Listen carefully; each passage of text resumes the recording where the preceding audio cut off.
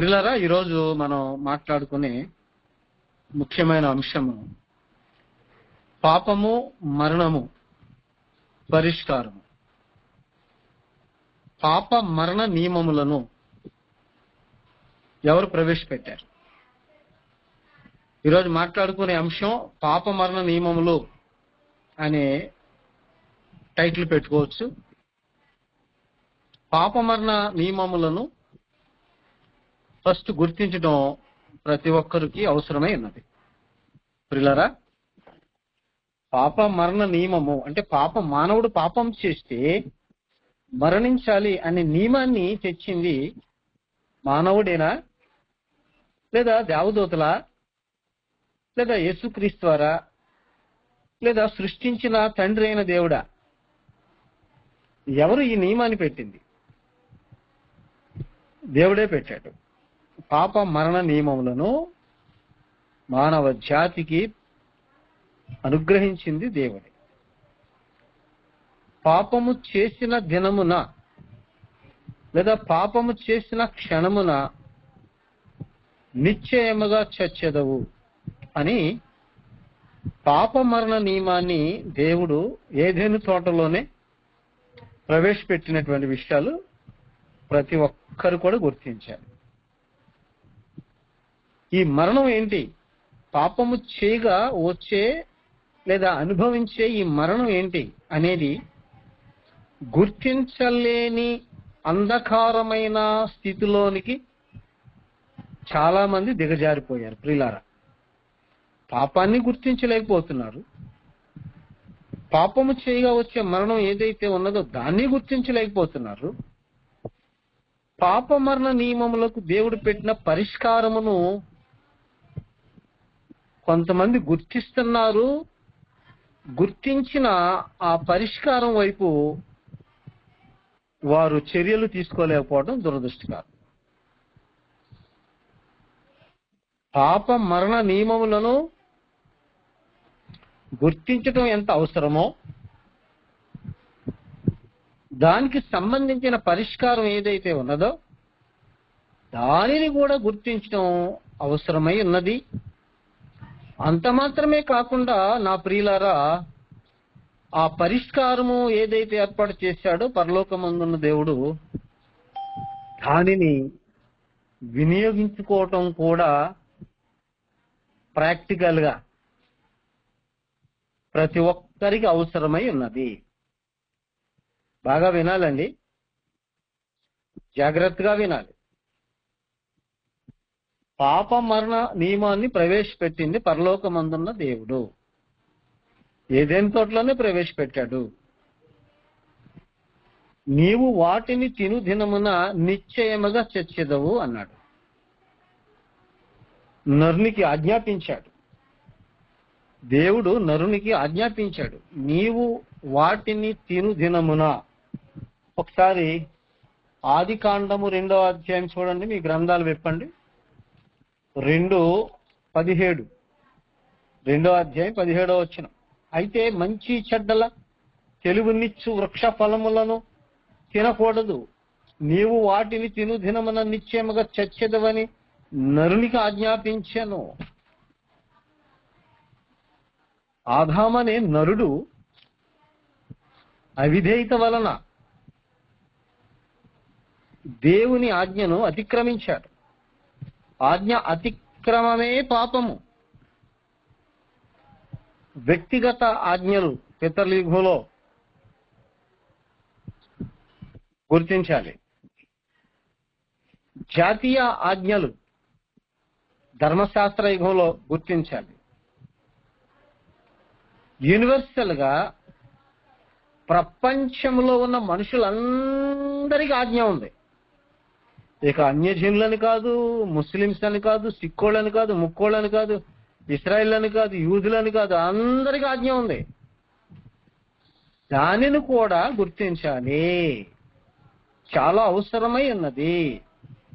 వ్యక్తిగత ఆజ్ఞలు ఏ కాలంలో ఇచ్చాడు, ఎవరికి ఇచ్చాడు గుర్తించాలి. ప్రియులారా,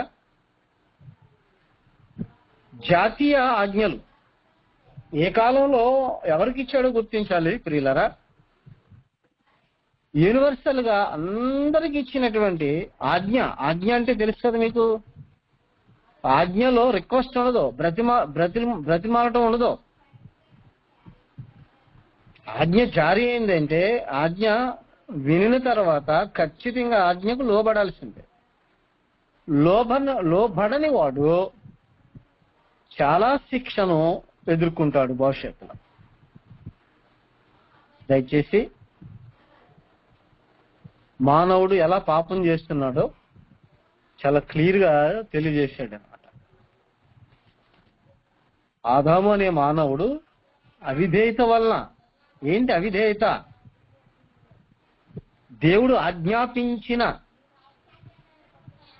దేవుడు తినవద్దని ఆజ్ఞాపించినటువంటి ఆ వృక్ష ఫలమును తినేశాడు. ఎవరి మాటలు విని? తన భార్య అయినటువంటి అవ్వమ్మ మాటలు విని. అంటాడు కదా, నీవు నీ భార్య మాట విని తినవద్దునని నేను నీకు ఆజ్ఞాపించిన వృక్ష ఫలములు తింటివి. చూసారా ప్రియులారా? వాస్తవానికి అపవాదనేవాడు ఆదాం దగ్గరికి మొట్టమొదటిగా వెళ్ళటం అనేది జరిగింది. తన కుయుక్తిని ఉపయోగించాడు ఆదాము దగ్గర. ఎవరో? అపవాది, అలియాస్ సాతాను. అయితే ఆదాము వాడు కుయుక్తిని గుర్తించాడు. గమనించాలి, ఆదాము అపవాది యొక్క యుక్తిని గుర్తించాడు, లోబడలేదు. జాగ్రత్తగా మీరు ఆలోచించాలి పిల్లలు. తరువాత అవ్వమ్మ దగ్గరికి వెళ్ళాడు. అవ్వమ్మ సాతాను యొక్క కుయుక్తికి తన మనస్సును చెరిపివేసుకుంది. చూడండి ఒకసారి తిమోతికి రాసినటువంటి మొదటి పత్రిక 2వ అధ్యాయము 14వ వచనం చదువుదాం. మరియు ఆదాము మోసపరచబడలేదు గాని స్త్రీ మోసపరచబడి అపరాధములో పడెను. అదిగండి, చదవండి, జాగ్రత్తగా చదవాలి. గ్రంథం బాగా చదవాలండి. మనకు తెలిసిన జ్ఞానంలో చదవకూడదు ఎప్పుడు కూడా. లేదా మనం చదువుతున్నప్పుడు మనకు అర్థమైన కోణాన్ని ఫిక్స్ చేసుకోకూడదు. దేవుని యొక్క ఉద్దేశపు వెలుగులో గ్రంథం చదవటం నేర్చుకోవాలి. ఏ ఉద్దేశపు వెలుగులో, ఏ ఉద్దేశపు క్రమంలో ఒక పుస్తకాన్ని రాయించాడో, ఒక అధ్యాయాన్ని రాయించాడో, వచనాలు రాయించాడో, ఆ ఉద్దేశంలో నేర్చుకోవాలి, ఆ ఉద్దేశంలో ప్రజెంటేషన్ చేయాలి. చాలా మంది నేర్చుకోకుండా సొంతంగా మాట్లాడేస్తున్నారు. బాగుంటాయి, సొంతంగా మాట్లాడినవి కూడా చాలా బాగుంటాయండి. ఇంకా సొంతంగా మాట్లాడిన ప్రసంగాలే బాగుంటాయి. దేవుని యొక్క ఉద్దేశపు వెలుగులో ప్రసంగం ఎప్పుడైనా సరే పొడుస్తుంది, పుండు మీద కారం జల్లినట్టు ఉంటుంది. ఎందుకంటే సత్యమైనది తొందరగా అర్థం కాదు. సత్యవాక్యమునకు లౌక్యం ఉపయోగిస్తే తొందరగా అర్థం అవుతుంది. లౌక్యం ఉపయోగించడం వల్ల ఏం జరిగింది అంటే దేవుని ఉద్దేశం పాడైపోద్ది. చాలా జాగ్రత్తగా ఆలోచించండి ప్రియులారా. స్త్రీకి దేవుడు చాలా గౌరవం ఇచ్చాడు, చాలా ప్రేమించాడు. అది అర్థం కావట్లా చాలా. సంఘములో స్త్రీ మౌనంగా ఉండాలి అనే మాట చాలా గొప్పదండి. కానీ అక్కడ ఎఫెసీ స్థానిక సంఘంలో పరిస్థితులను బట్టి స్త్రీ మౌనంగా ఉండాలని అన్నాడు అని సొంత ఉద్దేశంతో మాట్లాడుతున్నారు. స్త్రీ సంఘంలో ఎందుకు మౌనంగా ఉండాలి? ఉపదేశించుటకైనను, పురుషుని మీద అధికారము చేయుటకైనను ఆమెకు సెలవీయను అన్నాడు. నువ్వు ఇచ్చేదేంటి సెలవు? మేము తీసుకుంటాం. పాపం చాలా మంది అమాయకమైన స్త్రీలు చేస్తున్న పొరపాటు అదే. దేవుడు చెప్పినట్టుగా సంఘంలో ఎవరైతే మౌనంగా ఉంటారో, తన భర్త మీద అధికారము చేయకుండా, పెత్తనం చేయకుండా లోబడి జీవిస్తారో వారు ఆశీర్వదింపబడతారు. వారు ఆత్మ సంబంధమైన ఆశీర్వాదములకు వారసురాలు అవుతారు. దేవుని యొక్క ఆజ్ఞకు లోబడకుండా అవిధేయత చూపిస్తే ఎప్పటికీ దేవుని చేత అంగీకరించబడే క్రైస్తవ స్త్రీగా ఉండరు. దయచేసి జ్ఞానముగా ఆలోచించండి. దేవుడు స్త్రీకి ఇచ్చిన ప్రాధాన్యత చాలా గొప్పది. భర్త దగ్గర దేవుడు ఇచ్చిన ఆజ్ఞ ఎంత అద్భుతం అండి. స్త్రీ బలహీనమైన ఘటము కనుక జ్ఞానము చొప్పున ఆమెతో కాపురం చేయమన్నాడు. పురుషునికి గొప్ప ఆజ్ఞ అది. తరువాత సొంత శరీరం వల్ల పురుషుడు తన భార్యను ప్రేమించాలని పురుషునికి ఆజ్ఞ ఇచ్చాడు. నిట్టూరు పెట్టకూడదని చెప్పాడు. ఎంత గొప్ప ప్రేమ అండి దేవుంది స్త్రీ పట్ల. అంటే స్త్రీలు ప్రియులారా చాలా ఉన్నతమైన జీవితం అనుభవించడానికి దేవుడు చక్కటి విషయాలు స్త్రీలకు అనుగ్రహించాడు. ప్రియులారా ఒకసారి పేతురు గారు రాసిన పత్రికలో ఒక ఉన్నతమైన మాట జ్ఞాపకం చేసుకుందాం చూడండి. 3:7 అటువలనే పురుషులారా జీవమను కృపావరములో మీ భార్యలు మీతో పాలివారై ఉన్నారని ఎరిగియు ఎక్కువ బలహీనమైన ఘటమని భార్యను సన్మానించి భర్తను సన్మానించండి స్త్రీలారా అని ఎక్కడ లేదు. భార్యను సన్మానించమన్నాడు. భర్తకు ఆజ్ఞ ఇచ్చాడు. అంటే దాంపత్య జీవితంలో భార్యాభర్తల మధ్య ఉండవలసిన బాండింగ్ ఎంత గొప్పగా ఉండాలో మరి దేవుని ఆజ్ఞ గుర్తించరా? సంఘంలో ఎందుకు మౌనంగా ఉండమన్నాడంటే చెప్పుడు మాటలు వినే బలహీనమైనటువంటి వాతావరణం, స్వభావము స్త్రీకి ఉంది. అపవాది అనేవాడు తన కుయుక్తిని ఉపయోగించి అవ్వమ్మ యొక్క మనసు పాడు చేశాడు. మరి అపవాది అనేవాడు డైరెక్ట్ గా స్త్రీ దగ్గరికి వెళ్ళి పాడు చేశాడా? లేదండి. అపవాది అనేవాడు మొదట ఆదాం దగ్గరికి వెళ్ళాడు. తర్వాత స్త్రీ దగ్గరికి వెళ్ళాడు. 14 మనం అదే చదివాం. మరియు ఆదాము మోసపరచబడలేదు. అది ఆదాము సాతాను యొక్క కుయుక్తికి మోసపోలా. దేవుని స్వరూపం, దేవుని పోలికలో గొప్ప స్టాండర్డ్ లో చేయబడిన వాడు పురుషుడు. తొందరగా చెప్పిన మాటలు నమ్మేడు పురుషుడు. ప్రతిదీ ఆధారము చూసుకొని మాట్లాడాలి కూడా. తొందరపడి భార్య విషయంలో కానీ ఏ విషయంలోనైనా దేవుని సంగతుల్లో కానీ తొందరపడి మాట్లాడే పురుషుడు దేవునికి ఇష్టడుగా ఉండడో. చాలా స్టాండర్డ్ గా హై నాలెడ్జ్ లో ఆలోచించాలి. చదివాం కదా మనం. స్త్రీ మోసపరచబడలేదు, పురుషుడు మోసపరచబడలేదు, ఆదాము మోసపరచబడలేదు, కానీ స్త్రీ మోసపరచబడి అపరాధములో పడింది. చూడండి 2 కొరింథీ పత్రికలో, కొరింథీలకు రాసిన 2వ పత్రిక 11వ అధ్యాయము 3వ వచనంలో, మీ గ్రంథాలు విప్పండి దయచేసి. సర్పము అంటే అపవాది సాతాను తన కుయుక్తి చేత హవ్వను మోసపరిచినట్లు, అదిగో అపవాది హవ్వను మోసపరిచాడు, ఈజీగా మోసపోయింది ఆమె. పురుషుడైతే మోసపోలా. నేను నీకు ఆజ్ఞాపించిన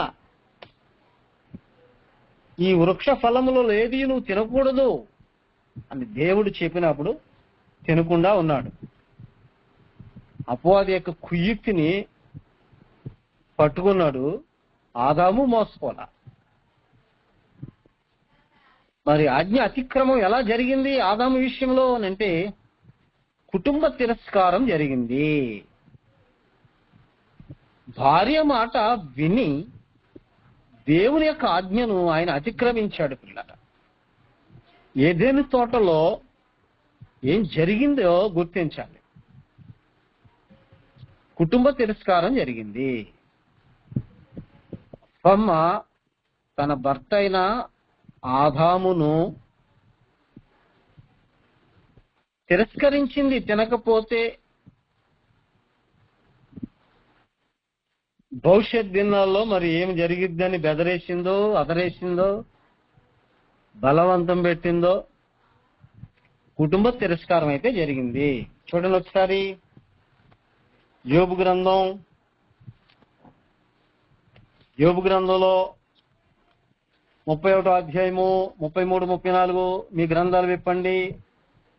ఆదాము చేసినట్లు నా దోషములను దాచిపెట్టుకొని మహాసమూహమునకు భయపడియు కుటుంబముల తిరస్కారమునకు జడిసియో నేను మౌనముగా నుండి ద్వారము దాటి బయలు వెళ్ళక రొమ్ములో నా పాపమును కప్పుకొని ఎడల పరమనున్న దేవుని దృష్టికి నేను వేషధారినవుదును. అర్థమవుతుందండి. యోబు భార్య యొక్క తిరస్కారానికి లోబడలా. యోబు భార్య దేవుణ్ణి దూషించి చచ్చిపో అన్నది. దేవుణ్ణి దూషించు, ఈ కష్టాలు శ్రమలు అన్ని పోతాయేమో అని పిచ్చ పిచ్చ సలహాలు ఇవ్వటం అనేది జరిగింది, మనం చూశాం. యోబు ఆదాము వలె భార్య మాట విని అవిధేయత చూపించలేదు. ఒకటి, పాపమును దాచుకోలేదు యోబు. ఆదాము అయితే పాపమును దాచిపెట్టుకునే ప్రయత్నం చేశాడు. యథార్థంగా ఒప్పుకునే మాటలు మాట్లాడలేదు. ప్రియులారా, ఆదామా నువ్వెక్కడా అని తండ్రి అయిన దేవుడు అడిగినప్పుడు, నీ స్వరము వినినప్పుడు ఈ చెట్టు ప్రక్కన లేదా చెట్టు చాటున ఉన్నాను, దాక్కొని ఉన్నాను అన్నాడు. దిగంబరినై ఉన్నాను అన్నాడు. చేసిన తప్పును ఒప్పుకున్నాడా? ఒప్పుకోలేదండి. ఈ రోజుకి కూడా చాలా మంది చేసిన తప్పులను, పొరపాట్లని కనీసం ఒప్పుకోవటానికి ఇష్టపడరు. ఎవరికి ఒప్పుకోవాలి? ఎవరికి చెప్పాలి? చేసిన పాపాలు ఎక్కడ చెప్పాలి? అర్థమవుతుందా? దేవుని సమ్ముఖమునందు నీ ప్రార్థనలో, నీ జీవితంలో జరిగిన పాపాలు లేదా పొరపాట్లు ఏవైతే ఉన్నావో వాటిని దేవుని ఎదుట ఒప్పుకోవాలి. యథార్థంగా మాట్లాడటం అనేది నేర్చుకోవాలి. నీ యథార్థమైన స్థితిని బట్టి పరలోకమందున్న దేవుడు నీకు పాపక్షమాపణ జరిగే ఏర్పాటు, నీ పాప మరణ నియమానికి చేసిన పరిష్కారం ఏర్పాటు తెలియజేస్తాడు.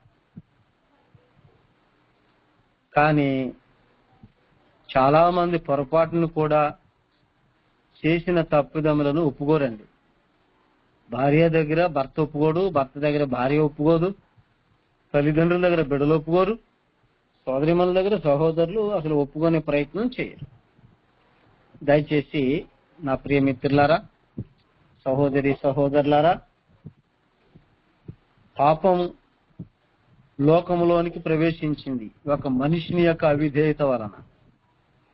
ఇట్లుండగా ఒక మనిషిని ద్వారా పాపము ద్వారా మరణము లోకములోనికి ఎలాగూ ప్రవేశించెనో అలాగుననే మనుషులందరూ పాపము చేసినందున మరణము అందరికి సంప్రాప్తమాయనంటాడు రోమాపత్రికలో 5:12.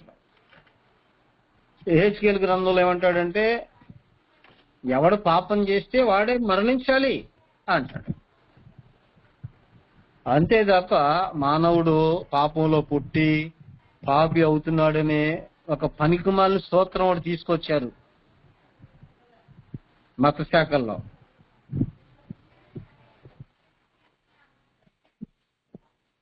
దేవుడిచ్చే బహుమానాన్ని చాలా తప్పుపట్టే ప్రసంగాలు నామకార్థపు క్రైస్తవ సమాజంలో ఉన్నవి. దయచేసి పాపము యొక్క మూలాల్లోకి మనం వెళుతున్నాం. ఒకసారి రోమాపత్రికలో 5:19 చూడండి. రోమిలికి రాసిన పత్రిక 5:19.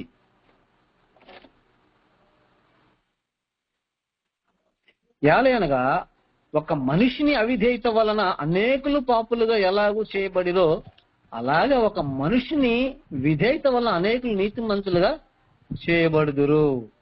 అర్థమవుతుందండి? ఒక మనిషిని యొక్క అవిధేయత అంటే లోకంలోనికి పాపం రావటానికి ఆదాము యొక్క అవిధేయత. ఆదాము ఆజ్ఞ అతిక్రమించడానికి కారణం ఎవరంటే అదిగో తల్లి అవ్వమ్మకు ఉన్నటువంటి బలహీనత ఏంటంటే, స్త్రీకి ఉన్న బలహీనత ఏంటంటే ఈజీగా మోసపోద్ది, చాలా సులువుగా మోసపోద్ది. సంఘరాజ్యంలో స్త్రీ పెత్తనం ఉంటే యేసుక్రీస్తు వారి యొక్క పరిపాలనకు ఎలా ఉంటుందంటే చాలా ఆటంకంగా ఉంటుంది. పురుషుల మీద అధికారం చేయకూడదు, సంఘములో ఉపదేశించకూడదు. కారణం ఏంటి? స్త్రీ యొక్క బలహీనమైనటువంటి ఘటము. చాలా జాగ్రత్తగా ఆలోచించాలి.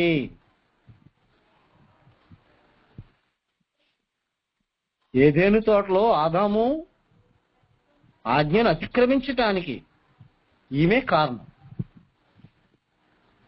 దేవుని యొక్క రాజ్యంలో స్త్రీ యొక్క పెత్తనం అధికారం ఉండకూడదు అనేది ఆజ్ఞ. దాన్ని ఎవరైతే అతిక్రమిస్తారో వారు నేరస్తులే, దోషులుగానే ఉంటారు. రెండో విషయం ఏంటంటే తిరుగుబాటు చేయటం పాపం.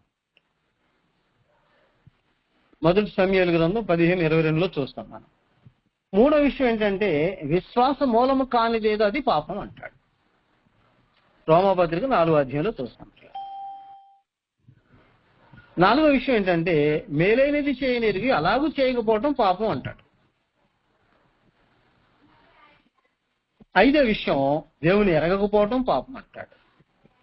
ఇలాగూ మనుషులు ఎలా పాపం చేస్తున్నారో మనుషులు గుర్తించే విధముగా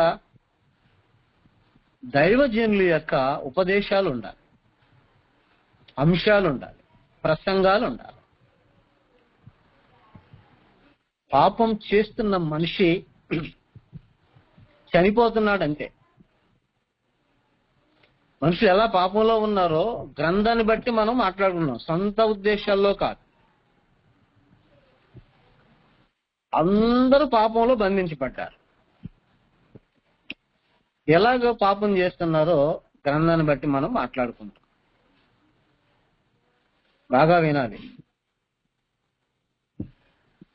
ఒక మనిషి పాపం చేయటానికి అంటే లోకములో ఉన్న పాపమును తన జీవితంలోనికి అన్వయించుకోవటానికి కారణం ఏంటంటే స్వకీయ దురాశ. చూస్తారు ఒకసారి యాకోబు గారు రాసిన పత్రిక చూస్తాను చూడండి. ఒక మనిషి పాపం చేయటానికి ఎవరు కారణం కాదు, ఆ మనిషే. పాపం అంటే సుట్టా, బీడి, సిగరెట్, వ్యభిచారం ఇవన్నీ పాపాలు అనేది వాస్తవమే. ఇంతవరకు కనిపెట్టారు మనోళ్ళు మహానుభావులు. అసలు దేవుణ్ణి ఎరగకపోవటం ఘోరమైన పాపం అనే విషయం గుర్తించలేకపోతున్నారు. కారణం ఏంటంటే మనోనేత్రాలు వెలిగించకపోవటం, అపోస్తుల యొక్క బోధ తెలియకపోవటం, దేవుని సంకల్పాన్ని బట్టి పుస్తకాలు నేర్చుకోకపోవటం. చూడండి, యాకోబు గారు రాసిన పత్రిక 1వ అధ్యాయం 14వ వచనంలో, ప్రతి వాడును తన స్వకీయమైన దురాశ చేత ఏడవబడి మరలు కొల్పబడిన వాడై శోధింపబడును. దురాశ గర్భమును ధరించి పాపమును కనగా, సరే, దురాశ గర్భమును ధరించి పాపమును కనగా పాపము పరిపక్వమై మరణమును కనును. పాపం చేసిన మానవుడు చనిపోవాలి. అంటే చనిపోవడం అంటే శరీర సంబంధమైన మరణం కాదు. ఇది శరీర సంబంధమైన మరణం దేవుడు పెట్టాడు. మానవుడికి దేవుడు ఎప్పుడైతే నేలమంటి నుండి శరీరమునిచ్చాడో ఆ శరీరమునకు మరణం పెట్టేశాడంటే. శరీర సంబంధమైన మరణము దేవుడు పెట్టింది, ఆత్మ సంబంధమైన మరణము మానవుడు తెచ్చుకునేది. పాపము చెయ్యని వారు కూడా ఉన్నారు. చూడండి, రోమాపత్రిక జాగ్రత్తగా వినాలండి. ప్రియ సోదరిమణులారా, సహోదరులారా, బాగా వినాలి. రోమాపత్రిక 5వ అధ్యాయము 13వ వచనం చదువుతాం జాగ్రత్తగా. ఏలైనగా ధర్మశాస్త్రం వచ్చినది కనుక పాపము లోకములో ఉండెను, కానీ ధర్మశాస్త్రం లేనప్పుడు పాపము ఆరోపింపబడదు. అయినను ఆదాము చేసిన అతిక్రమమును బోలి పాపము చేయని వారి మీద కూడా ఆదాము మొదలుకొని మోసే వరకు మరణమేలెను. పాపము చేయని వారు ఉన్నారు. ఎక్కడ? పితరుల యుగంలో ఉన్నారు, ధర్మశాస్త్ర యుగంలోనూ ఉన్నారు. మరి వారు ఎలాగూ పాపం చేయకుండా ఉన్నారు? అర్థమవుతుందండి. వారికి ఏమి లేదు, స్వకీయమైన దురాశ లేదు. స్వకీయమైన దురాశ లేదు వాళ్ళకి. ప్రతి మానవుడు స్వకీయమైన దురాశని బట్టి పాపంలో పడుతున్నాడు. అంటే స్వకీయమైన దురాశ లేనివాడు పాపంలో పడలేదు. ఏ కాలంలో సంగతులు చూస్తున్నాం మనం? పితరుల యుగంలో, ధర్మశాస్త్ర యుగంలో ఉన్న సంగతులు చూస్తున్నాం. ప్రియమిత్రులారా, సహోదరి సహోదరులారా, జాగ్రత్తగా వినాలి. మానవుడు పాపం చేస్తే మరణించాలి. పాప మరణ నియమములను ప్రవేశపెట్టింది దేవుడు. రోమాపత్రికలో 6వ అధ్యాయము 23, ఏలయనగా పాపము వలన వచ్చు జీతము మరణము. అది కాదు, పాపము వలన వచ్చు జీతము మరణం. పాపం చేసిన వాడు మరణించడం అనేది దేవుడు అనుగ్రహించిన జీతం అన్నాడు. ఇలా ఎంతమంది పాపం చేస్తున్నారో మనం గ్రంథాన్ని బట్టి చూస్తున్నాం, తెలుసుకుంటున్నాం. అందరూ పాపంలో ఉన్న ఒక భయంకరమైన ఆజ్ఞ ఏంటంటే దేవుణ్ణి ఎరగకపోవటం అండి. దేవుణ్ణి ఎరగని వాడు పాపం చేస్తున్నాడు. దేవుణ్ణి ఎరగని వాడు పాపంలో ఉన్నాడు. అంటే ఆత్మీయంగా చనిపోయిన వాడు అనమాట. వాళ్ళు జీవములో నుండి వేరైపోయిన వారు.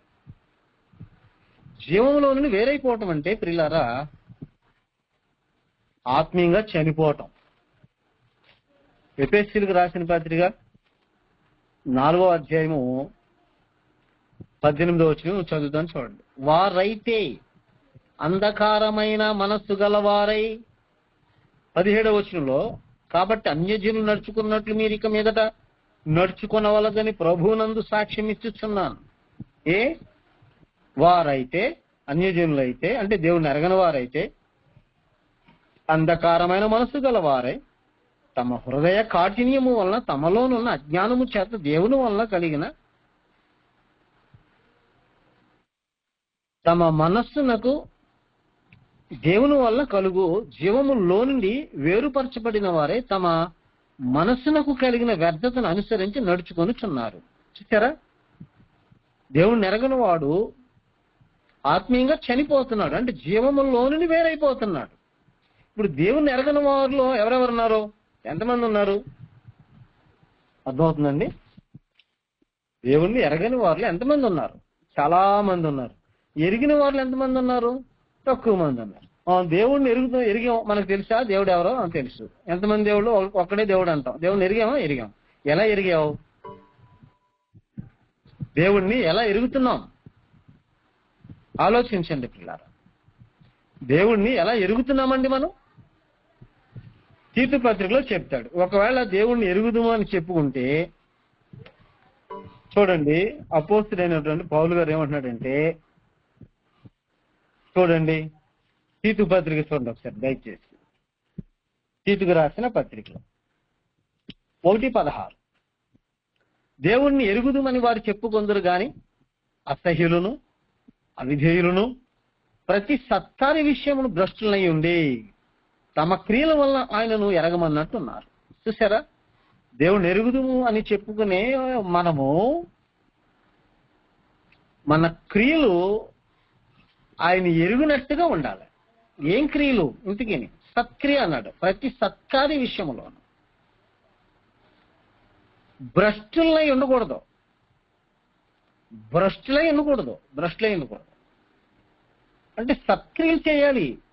అందుకే ఎఫెసీ పత్రికలో ప్రియ సహోదరి సహోదరులారా 2వ అధ్యాయం 10వ వచనంలో, మరి వాటి యందు మనము నడుచుకునే వాళ్ళని దేవుడు ముందుగా సిద్ధపరిచిన సత్క్రియలు చేయటకై మనము క్రీస్తు యేసునందు సృష్టింపబడిన వారమై ఆయన చేసిన పని అయి ఉన్నాము అన్నాడు.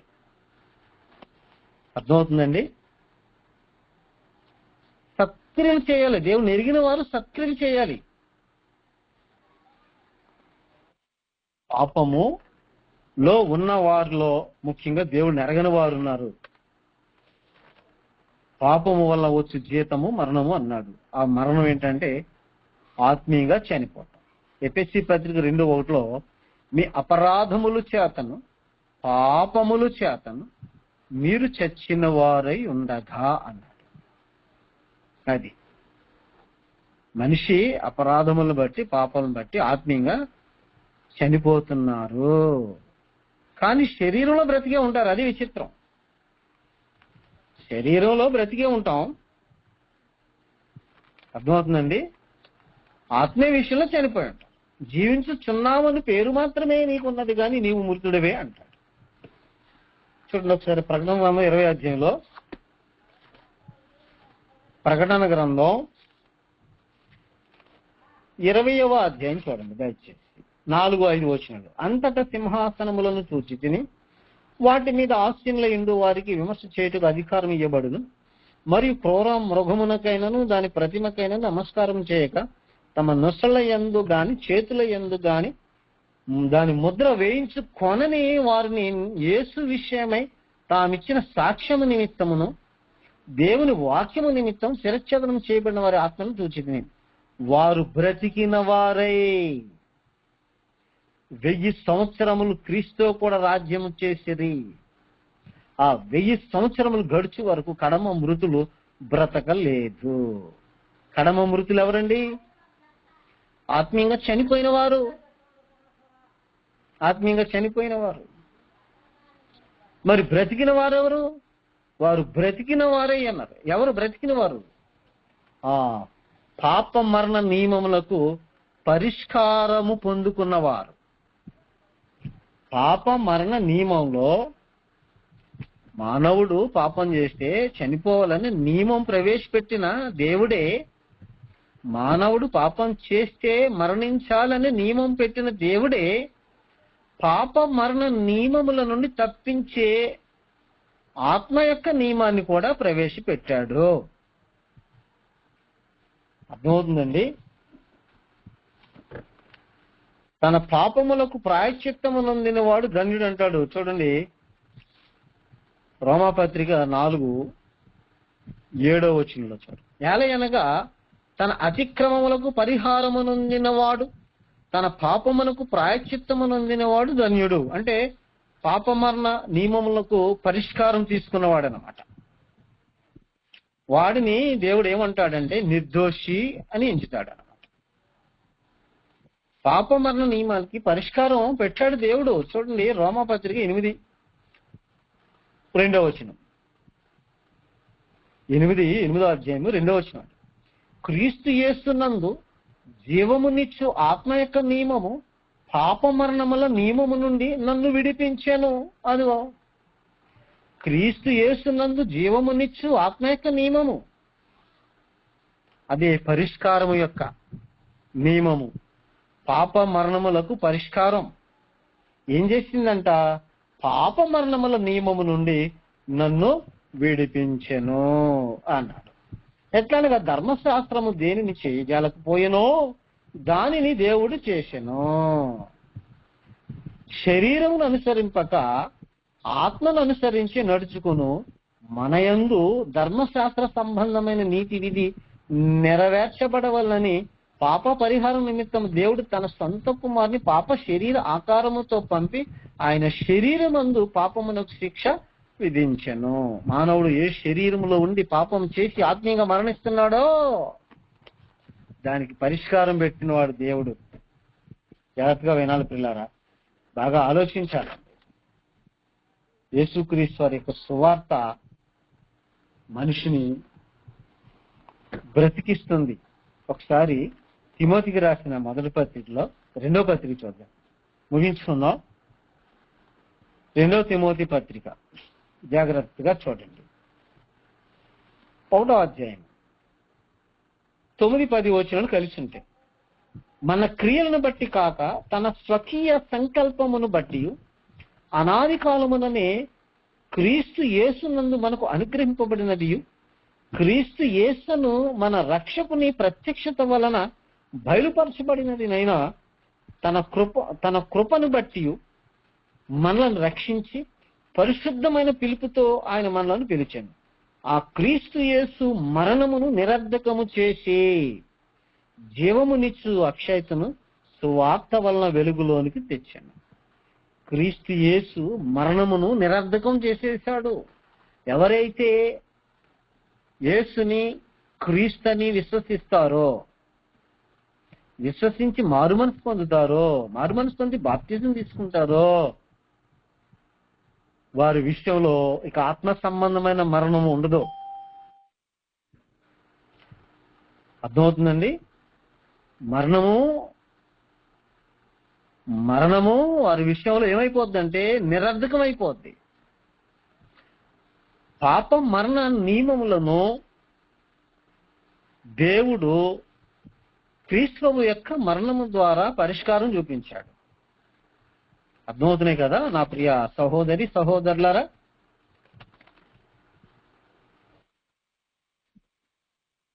6వ అధ్యాయము 14 రోమాపత్రిక 6:14 చదువు. రోమిలకు రాసిన పత్రిక 6వ అధ్యాయం 14. మీరు కృపకే గాని ధర్మశాస్త్రముకు లోనైన వారు కాదు కనుక పాపము మీ మీద ప్రభుత్వము చేయదు. పాపమునకు పరిష్కారం పొందిన వారి మీద పాపము యొక్క ఏలుబడి ఉండదు. పాప క్షమాపణ జరిగింది వారికి పాపము ఏమైపోద్దంటే నిరర్ధకం అయిపోద్ది. మరణము నిరర్ధకం అయిపోద్ది. పాపపు యొక్క ఏలుబడి ఉండదు. ఇక పాపములో ఉన్న వ్యక్తి, పాప క్షమాపణ పొందని వ్యక్తి పరిస్థితి, వాతావరణం ఎలా ఉంటుందంటే పాప క్షమాపణ పొందని వారు జీవితంలో పాపమునకు దాసులై ఉంటారు. పాప క్షమాపణ పొందని వారు పాపమునకు దాసులై ఉంటారు. అదే రోమాపత్రిక 6:20 ఉంటది. మీరు పాపమునకు దాసులై ఉన్నప్పుడు అంటాడు. అంటే మనుషులు పాపమునకు దాసులై ఉన్నప్పుడు దేవుడు చేసిన ఏర్పాటు పరిష్కారము, పాప మరణ నియమముల యొక్క పరిష్కారము. పాపము చేయి ప్రతివాడు పాపమునకు దాసుడు అంటాడు. బాగా ఆలోచించాలి పిల్లలు. 7వ వచనం చూద్దాం. 7వ అధ్యాయం చూద్దాం. రోమిలకు రాసిన పత్రిక 7వ అధ్యాయము 14వ వచనం నుండి కింద చదువుదాం. పాప క్షమాపణ జరగని వారి పరిస్థితులు ఎలా ఉంటాయో చెబుతున్నాడు. చూడండి, పాప క్షమాపణ జరగని వారి పరిస్థితులు ఎలా ఉంటాయో చాలా క్లియర్ గా తెలియజేస్తున్నాడు. ధర్మశాస్త్రము ఆత్మ సంబంధమైనదని ఎరుగుదుము, అయితే నేను పాపమునకు అమ్మబడి శరీర సంబంధమై ఉన్నాను. చూసారా, పాపంలో ఉన్నవాడు పాపమునకు దాసుడయ్యి పాపమునకు అమ్మబడి ఉన్నాడు. పాపపు పురుషుడు ఏలుబడి చేస్తాడు. క్షమాపణ జరగని పాపములో ఉన్న వ్యక్తి మీద పాపమునకు అమ్మబడిన వాడై పాప పురుషుని యొక్క ఏలుబడిలో ఉంటున్నాడు. దయచేసి బాగా వినాలి, జాగ్రత్తగా ఆలోచించాలి. ఎలా అనగా నేను చేయనది నేను ఎరుగను అంటే పాపంలో ఉన్న పాప క్షమాపణ పొందుకొనని వారు పరిస్థితిలా ఉంటుందన్నమాట. ఎలాగా? నేను చేయనది నేను ఎరగను అంటే ఏం చేస్తున్నారో వాళ్ళు తెలియదంట, ఎరగరంట. ఏం చేస్తున్నారో ఎరగకుండా చేసేస్తారా? అవును. నేను చేయనిశ్చయించినది చేయక ద్వేషించినదే చేయిస్తున్నాను. అదండి వాతావరణం, పరిస్థితి. ఏం చేయకూడదు అనుకుంటున్నాడో అదే చేసేస్తున్నాడంట. పాప క్షమాపణ జరగని వారి పరిస్థితులు ఎవరికి చెప్పుకోవసరం లేదు. మన మనస్సాక్షికి మనం సమాధానం చెప్పుకోవటం. అయినా మనం గది వేసుకుంటున్నాం అనుకోండి, మనస్సాక్షిని త్రోసేస్తున్నాం అనుకోండి, మనల్ని మనం మోసం చేసుకుంటున్నట్టే, నువ్వు మోసం చేసుకుంటున్నట్టే. చాలా క్లియర్ గా మాట్లాడుతున్నాడు అపోస్తలుడైన పౌలు గారు. పాపంలో ఉన్నవాడు పరిస్థితి అలా ఉంటుంది అనమాట. ఎలా అనగా నేను చేయనది నేను ఎరుగను, నేను నిశ్చయించినది చేయక ద్వేషించినదే చేయించున్నాను. నిశ్చయింపనేది నేను చేసిన ధర్మశాస్త్రం శ్రేష్టమైనది అన్నట్లు ఒప్పుకొనుచున్నాను. కావున ఇకను దాన్ని చేయనది నాయందు నివసించు పాపమే గాని నేను కాదు. నాయందు అనగా నా శరీరమందు మంచిదేదియో నివసింపదని నేను ఎరుగుదును. మేలైనది చేయవలని కోరిక నాకు కలుగుచున్నది, కానీ దాన్ని చేయుట నాకు కలుగట్లేదు. నేను చేయగోరు మేలు చేయక చేయఘోరని కీడు చేయుచున్నాను. నేను కోరని దాన్ని చేసిన ఎట్లా దాన్ని చేయనది నాయందు నివసించు పాపమే గాని ఇంకను నేను కాదు. అర్థమవుతున్నాయా నా ప్రియ సహోదరులారా? ఏమండి, బైబిల్ బాగా చక్కగా మీవలే మనవలే ప్రతిరోజు చదివితే గనక మన ఆసక్తిని బట్టి, మనకున్న ఆసక్తిని పరలోకమందున్న దేవుడు జ్ఞానానుసారంగా మారుస్తాడు. ఏదో ప్రసంగాలు చేయాలనే ఉద్దేశంతో, బ్రతుకుదెరువు కొరకో, పేరు ప్రఖ్యాతుల కొరకో, ఏదో తల్లిదండ్రులు ఇచ్చిన స్వార్థ పరిచర్యని ఇష్టం లేకుండానో, మొత్తానికి ఒక గురి లేకోకుండా గనుక పరిచర్య చేసినా, ప్రసంగాలు చేసినా, బైబిల్ చదివినా అర్థం కాదు, గుర్తించలేరు. పాప క్షమాపణ ఏ మనిషికి అయితే జరుగుతుందో, పాప క్షమాపణ జరగటానికి ఒక క్రమం ఉంది. పాపము చేసిన మానవుడు మరణించాలనే నియమాన్ని ప్రవేశపెట్టిన దేవుడే పాప మరణ నియమముల నుండి విడుదల పొందే ఏర్పాటు చేశాడు. దానికి పరిష్కారం చూపించినాడు పరలోకమందున్న దేవుడు. అట్టి పరిష్కారము మనం అందరం కూడా అనుభవించాలని దేవుని పక్షాన ఆశపడుతున్నాను. మనం అందరం కూడా అట్టి పరిష్కారం అనుభవించాలని కోరుకుంటున్నాను. ఇప్పటికీ అట్టి పరిష్కారమును ఒకవేళ అనుభవిస్తే చాలా చాలా సంతోషం.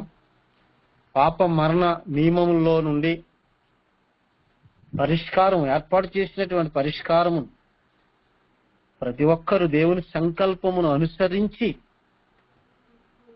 తీసుకొనుటకు ప్రయాసపడాలని, ఇష్టపడాలని నా ప్రియ సోదరీమణులుగా, సహోదరులుగా తెలియజేస్తూ, ఈ బైబిల్ తరగతిలో ఈ మొదటి భాగమును పాప మరణ నియమము అనే అంశంలో మొదటి భాగంలో చక్కటి విషయాలు, విలువైన విషయాలు మనం నేర్చుకోవటానికి, తెలుసుకోవటానికి తండ్రిని దేవుడు మనకి ఇచ్చినటువంటి ఈ అవకాశాన్ని బట్టి మరొకసారి మన ప్రభువైన యేసు క్రీస్తు వారు పేరట తండ్రిని దేవునికే కృతజ్ఞతాస్తుతులు తెలియజేస్తూ శ్రద్ధ ఆసక్తులతో చివరి వరకు ఈ యొక్క అంశాన్ని విని మంచి నిర్ణయం తీసుకోబోతున్న మీకును ప్రభు నామములోనే వందనాలు తెలియజేస్తున్నా.